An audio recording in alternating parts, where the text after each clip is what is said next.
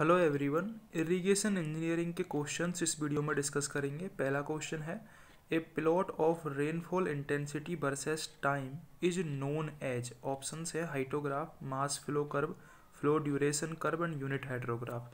तो correct answer होगा इसका हाइटोग्राफ।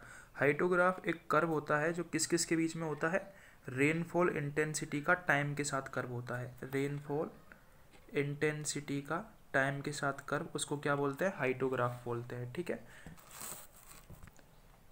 अगला क्वेश्चन है, which of the following types of rain gauge is used for measuring rain in remote hilly inaccessible areas.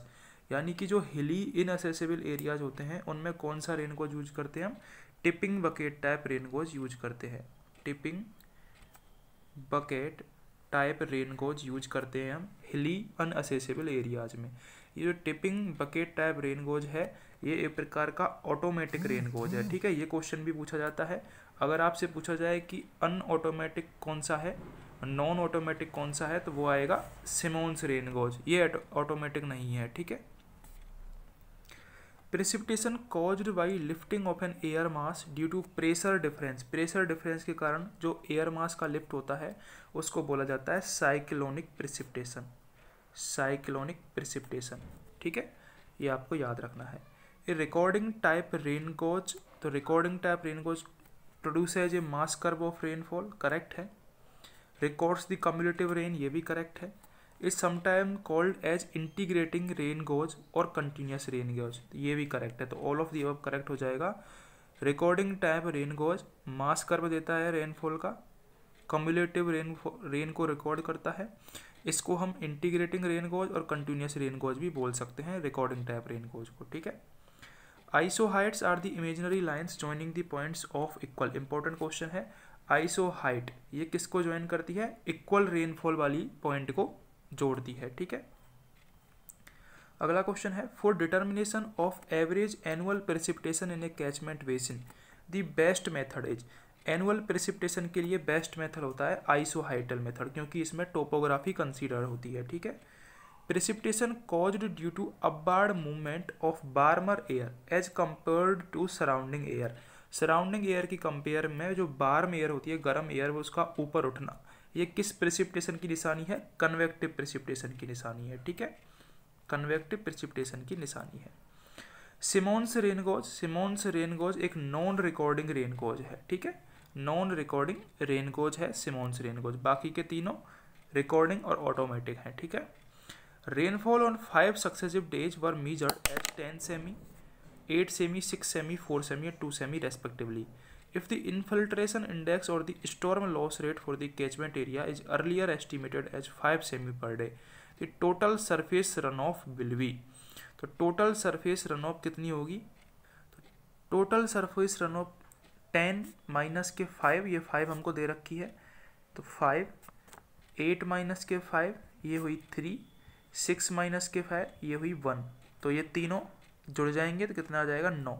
ये हो जाएगा हमारा सरफेस रन ऑफ। ठीक है, बाकी के 4 सेमी और 2 सेमी तो इनसे तो ज़्यादा ही है, ये 5 सेमी तो इनमें से घटेगा नहीं। ठीक है, तो हमारा सरफेस रन ऑफ क्या होगा, इनफिल्ट्रेशन इंडेक्स हम घटा देंगे,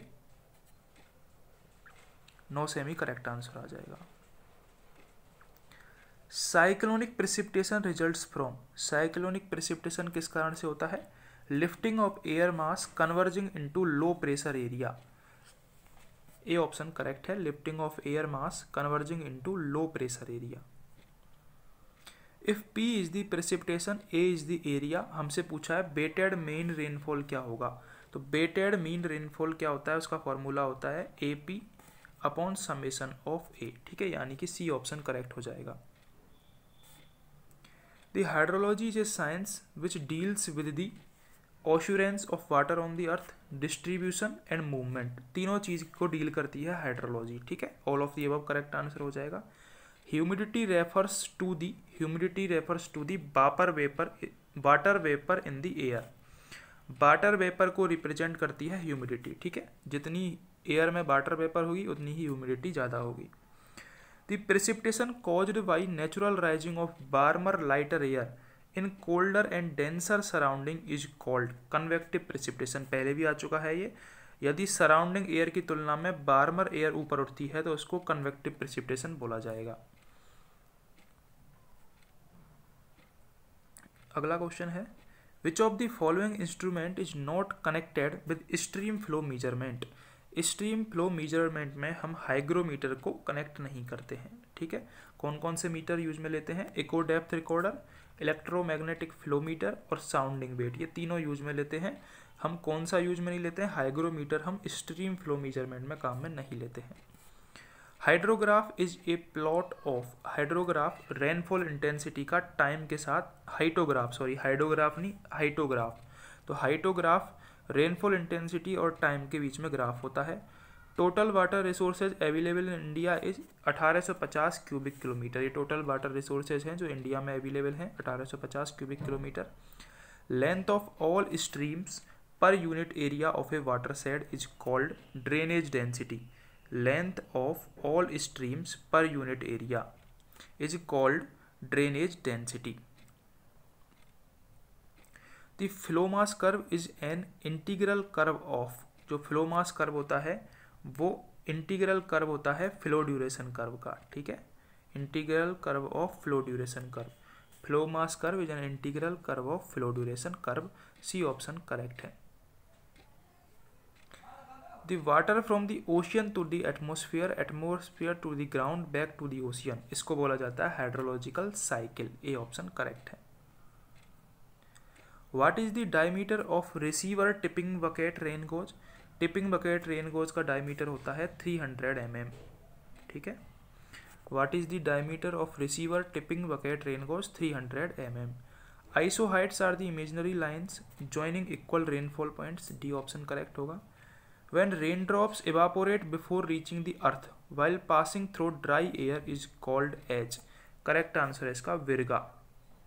When raindrops evaporate before reaching the earth, अर्थ पर पहुंचने से पहले ही यदि रेन ड्रॉप इवापोरेट हो जाए, बाष्पोत्सर्जित हो जाए, तो उसको बोला जाता है विरगा, ठीक है, बी ऑप्शन करेक्ट है। अगला क्वेश्चन है, which of the following represents a tropical cyclone. Tropical cyclone कौन रिप्रेजेंट करता है, zone of low pressure with clockwise wind, गलत। Zone of low pressure with anti clockwise winds in northern hemisphere, ये सही है, ठीक है। ट्रॉपिकल साइक्लोन का मतलब है एंटी क्लॉकवाइज विंड होती है उसमें, ठीक है, नॉर्थर्न हेमिस्फीयर में लो प्रेशर की।